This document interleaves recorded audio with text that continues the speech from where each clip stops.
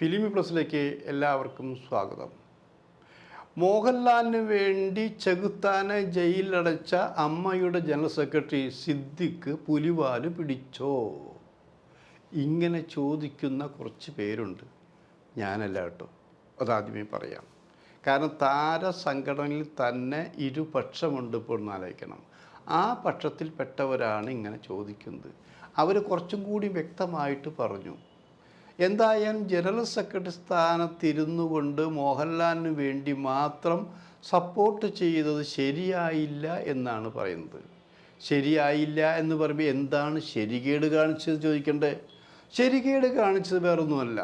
കാരണം വയനാട്ടിൽ മോഹൻലാൽ പട്ടാള വേഷത്തിൽ ചെന്ന് അവിടെ ചെന്ന് എല്ലാവരെയും കണ്ട് വിവരങ്ങൾ തിരക്കി, പിന്നെ സഹായങ്ങൾ പ്രഖ്യാപിച്ചു. അതിൻ്റെ പേരിൽ ചെകുത്താൻ എന്ന ഒരു യൂട്യൂബർ പരിഹസിച്ചു. അത് പരിഹസിച്ചതിൻ്റെ പേരിലാണ് സിദ്ദിഖ് പോലീസിൽ പരാതി കൊടുത്ത് യൂട്യൂബറെ പിടിച്ച് അറസ്റ്റ് ചെയ്ത് ജയിലിലടച്ചത്. അങ്ങനെ അതെന്താ ചെയ്യേണ്ടിയിരുന്നോ എന്ന് പറയാൻ കാരണം ഇവിടെ നമ്മൾ ഇവിടെ കാർട്ടൂണിസ്റ്റുകളുണ്ടെന്ന് ആലോചിക്കുന്നു. ഇവിടെ വളരെ OV വിജയൻ അടക്കമുള്ള പ്രശസ്ത നോവലിസ്റ്റുകൾ മാറ്റി നിർത്തിക്കൊണ്ട് OV വിജയൻ അടക്കമുള്ള കാർട്ടൂണിസ്റ്റ്, ശങ്കർ അടക്കമുള്ള കാർട്ടൂണിസ്റ്റുകൾ, അതായത് ഇന്ത്യയിലെ അറിയപ്പെടുന്ന കാർട്ടൂണിസ്റ്റുകൾ എന്ന് ആലോചിക്കണം. അവർ ജവഹർലാലിനെ കുറിച്ച് കാർട്ടൂൺ വരച്ചിട്ടുണ്ട്, എതിരായിട്ട് ഇവിടെ കരുണാകരനെ കുറിച്ച് വരച്ചിട്ടുണ്ട്. പക്ഷേ ചിലർ എതിർക്കും, ചിലർ കോപിക്കും. അങ്ങനെ അത് കാർട്ടൂണിനെ ആ രീതിയിൽ കാണേണ്ടതാണ് എന്ന് പറഞ്ഞുകൊണ്ട് ഇപ്പോൾ ജവഹർലാലിനെ കുറിച്ച് ജവഹർലാലും ശങ്കർ അടക്കമുള്ളവർ നല്ല സുഹൃത്തുക്കളായിരുന്നു ആലോചിക്കണം. ഇവിടെ OV വിജയൻ കാർട്ടൂൺ കുറച്ചും കൂടി നിലവാരത്തിൽ പോയിരുന്നു. അല്ലെങ്കിൽ അരവിന്ദൻ കാർട്ടൂൺ വരച്ചിട്ടുണ്ട്. എന്തിന് ഈവൻ മറ്റേ ശത്രു എന്ന് പറഞ്ഞ ആൾക്ക് വളരെ വരച്ചിട്ടുണ്ട്. ഇങ്ങനെ നിരവധി കാർട്ടൂണിസ്റ്റുകൾ ഇന്ത്യയിലും കേരളത്തിലും മറ്റു സംസ്ഥാനങ്ങളിലുമുണ്ട്. അവരതിന് സറ്റയർ രൂപത്തിൽ, അതായത് പഴത്തിൽ സൂചി വെച്ച് കൊടുക്കുന്ന രീതിയിൽ പറയാറുണ്ട്. അതിൽ കാര്യമുണ്ടാവും, കാരണം ഉണ്ടായിരിക്കും, തെറ്റുണ്ടാവും, ശരിയുണ്ടായിരിക്കും. അതിൻ്റേതായ സ്പിരിറ്റിലാണ് എടുത്തിരുന്ന് ആലോചിക്കണം. ചില മണ്ട ശിരോമണിമാർ കേസ് കൊടുത്തിട്ടുണ്ട്. കേസ് കൊടുത്തെങ്കിലും അതൊന്നും കോടതിയിൽ പലരെയും ശിക്ഷിക്കപ്പെട്ടിട്ടില്ല എന്ന് ആലോചിക്കണം. അങ്ങനെയുള്ള കാര്യങ്ങളുള്ളപ്പോൾ ഈ മോഹൻലാലിനെ ഇങ്ങനെ ഒരു വിമർശനത്തിൻ്റെ പേരിൽ പെട്ടെന്ന് പരാതി കൊടുത്തുകൊണ്ട് അറസ്റ്റ് ചെയ്യിച്ച് ജയിലടച്ച് ശരിയാണോ എന്നൊരു വിഭാഗം ചോദിച്ചു. അപ്പോൾ മറുവിഭാഗം പറയുന്നത് എന്താ, അത് ശരിയല്ല, അങ്ങനെ പരിഹസിച്ച് ശരിയല്ല. വെറുതെ വീണ് കിട്ടി ഫാൻസി ഡ്രസ്സ് ധരിച്ചിട്ടല്ല മോഹൻലാൽ വയനാടിലെ ദുരന്ത ഭൂമിയിൽ ചെന്നത്.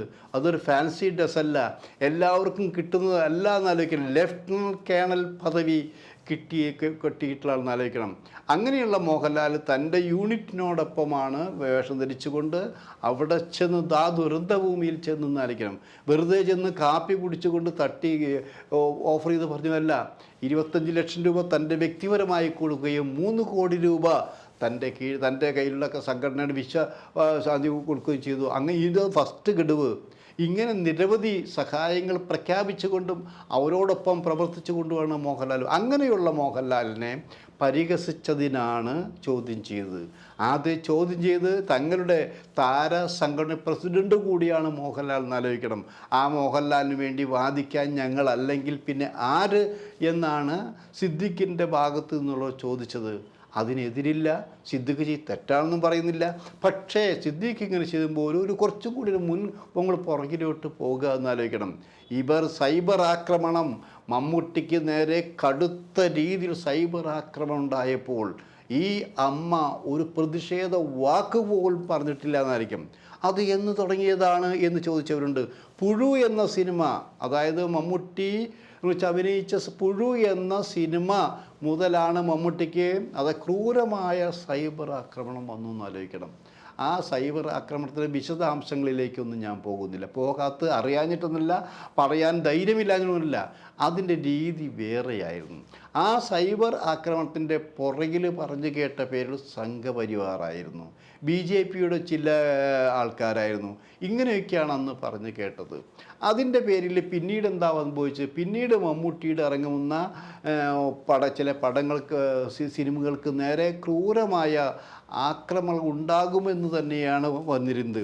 അപ്പോൾ ടെർബോ വന്നു. ടെർബോ റിലീസ് ചെയ്യാൻ പോകുന്നു കേട്ടപ്പോൾ മുൻകൂട്ടി തന്നെ പറയുകയുണ്ടായി, ഈ സിനിമയ്ക്കെതിരെ സംഘപരിവാറിൻ്റെ ആക്രമണം ക്രൂരമായി വരും, ഈ സിനിമ നിരോധിക്കണമെന്ന് പറയും, ഈ സിനിമ തിയേറ്ററിൽ വരാതിരിക്കാൻ വേണ്ടി ഭീഷണി ഉണ്ടാവും, കൂകി വിളിക്കും എന്നൊക്കെ ഒരു പബ്ലിസിറ്റി വന്നു എന്ന് ആലോചിക്കണം.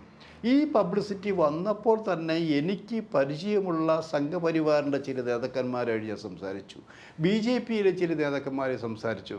അപ്പോൾ അവർ ചോദിച്ചൊരു ചോദ്യമുണ്ട്, ഞങ്ങളെന്തിന് മമ്മൂട്ടിയുടെ സിനിമയെ ഞങ്ങളെന്തിന് ആക്രമിക്കണം?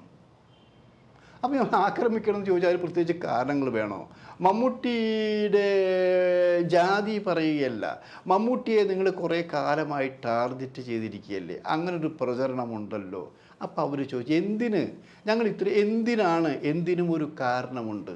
അതേപോലെ എന്തിന് മമ്മൂട്ടി സംഘപരിവാറിനെതിരായിട്ട് സംസാരിച്ചിട്ടില്ല, മമ്മൂട്ടിക്ക് BJPക്ക് എതിരായിട്ട് സംസാരിച്ചിട്ടില്ല. കാരണം ഞങ്ങളുടെ വീക്ഷണത്തിൽ മമ്മൂട്ടി BJPയുടെ പരിപാടികൾ പങ്കെടുത്തിട്ടുണ്ടെന്ന് ആലോചിക്കണം. സുരേഷ് ഗോപിയുടെ മകളുടെ കല്യാണത്തിന് ഗുരുവായൂർ വന്ന പ്രധാനമന്ത്രിയുമായി അടുത്ത് നിന്ന് സംസാരിച്ചിട്ടുണ്ട് മമ്മൂട്ടി എന്ന് ആലോചിക്കണം. അത് പോട്ടെ, ഇവിടെ BJP സംഘടിപ്പിച്ച പുസ്തക പ്രകാശനത്തിന്, അതായത് BJPയുടെ കാവി വസ്ത്രം ധരിച്ചുകൊണ്ട് പങ്കെടുത്തിട്ടുണ്ട്. LK അദ്വാനി പങ്കെടുത്ത പരിപാടിയിൽ പങ്കെടുത്തിട്ടുണ്ട്. എൻ്റെ പല നേതാക്കന്മാരും, കേന്ദ്ര നേതാക്കന്മാരും വന്ന പരിപാടിയിൽ മമ്മൂട്ടി പങ്കെടുത്തിട്ടുണ്ട്. അപ്പം അങ്ങനെയുള്ള മമ്മൂട്ടിയെ ഞങ്ങൾ എന്തിനാണ് എതിർക്കുന്നത്? മമ്മൂട്ടിയുടെ രാഷ്ട്രീയം ഉണ്ടായിരിക്കാം, കാഴ്ചപ്പാടുണ്ടായിരിക്കാം, അത് ഓരോരുത്തരും വ്യക്തിപരമായ കാര്യമാണെന്ന് ആലോചിക്കണം. അതിൻ്റെ പേരിൽ മമ്മൂട്ടിയുടെ സിനിമയെ ആക്രമിക്കാൻ ഞങ്ങൾ മുതിർന്നിട്ടില്ല എന്നാണ് സംഘപരിവാറിൻ്റെ ചില നേതാക്കന്മാരും BJPയുടെ ചില നേതാക്കന്മാരും പറഞ്ഞത് എന്ന് ആലോചിക്കണം. ഇതിലേറ്റവും രസകരമായ കാര്യം വെച്ചാൽ, ഇതിൻ്റെയൊക്കെ അടിസ്ഥാനത്തിൽ ഇവരൊന്നും ചെയ്യില്ല എന്ന് പറയുന്നുണ്ടെങ്കിലും ഈ പ്രചരണം ഇങ്ങനെ വന്നതിൻ്റെ കാര്യം ടെർബോ റിലീസിങ്ങിന് ഒരാഴ്ച മുമ്പ് തന്നെ വളരെ ശക്തമായ രീതിയിൽ മമ്മൂട്ടി ഫാൻസും മമ്മൂട്ടി സ്നേഹിക്കുന്നവരും ഈ ടെർബോയോ സംരക്ഷിക്കാൻ വേണ്ടി വലിയ രീതിയിൽ പ്രചരണം നടന്ന് ആലോചിക്കണം. ഇവിടെ ടെർബോയോ തകർക്കുകയാണെങ്കിൽ ഗൾഫ് രാഷ്ട്രങ്ങളിൽ മമ്മൂട്ടിയുടെ സിനിമയുടെ വൻ വിജയമാക്കാൻ തന്നെ അവിടുത്തെ മലയാളികളടക്കമുള്ള മലയാളി അടക്കമുള്ളവർ ഒന്നടങ്കം ആലോചിക്കണം. അങ്ങനെയാണ് ഇതിൻ്റെ പ്രചരണം വന്നത്. ടർബോ റിലീസ് ചെയ്തു, ഇവിടെ ഒരു സംഘപരിവാരും എതിർത്തില്ല, ഇവിടെ ഒരു BJPക്കാരും എതിർത്തില്ല, ആരും കാണരുതെന്ന് പറഞ്ഞില്ല, തിയേറ്ററിൽ ഭീഷണി ഉണ്ടായില്ല. അതേ സമയത്ത് ടർബോ കാണാൻ വേണ്ടി മമ്മൂട്ടിയുടെ ഫാൻസ് അടക്കമുള്ളവർ അതിരാവിലെ മുതൽ തിയേറ്ററിൽ ഉണ്ടായിരുന്നു ആലോചിക്കണം. തിയേറ്റർ ഉണ്ടാകുക മാത്രമല്ല, ആ ടർബോ വമ്പൻ ഹിറ്റായി മാറി എന്ന് ആലോചിക്കണം. അങ്ങനെ മാറിയപ്പോൾ വേറെ പ്രശ്നങ്ങളൊന്നുമില്ലല്ലോ.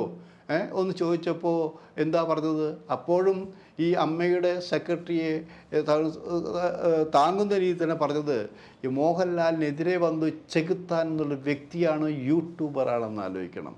മമ്മൂട്ടിയെക്കുറിച്ച് എന്തെങ്കിലും വന്നിട്ടുണ്ടെങ്കിൽ തന്നെ അത് വ്യക്തിപരമായിട്ടല്ല വന്നിരുന്നത്, ഒരു ആക്രമണമായിരുന്നു. ഞങ്ങൾ ആരുടെ പേരിലാണ് കേസ് കൊടുക്കേണ്ടത്? കേസ് കൊടുത്ത് അന്വേഷിക്കേണ്ടതല്ലേ?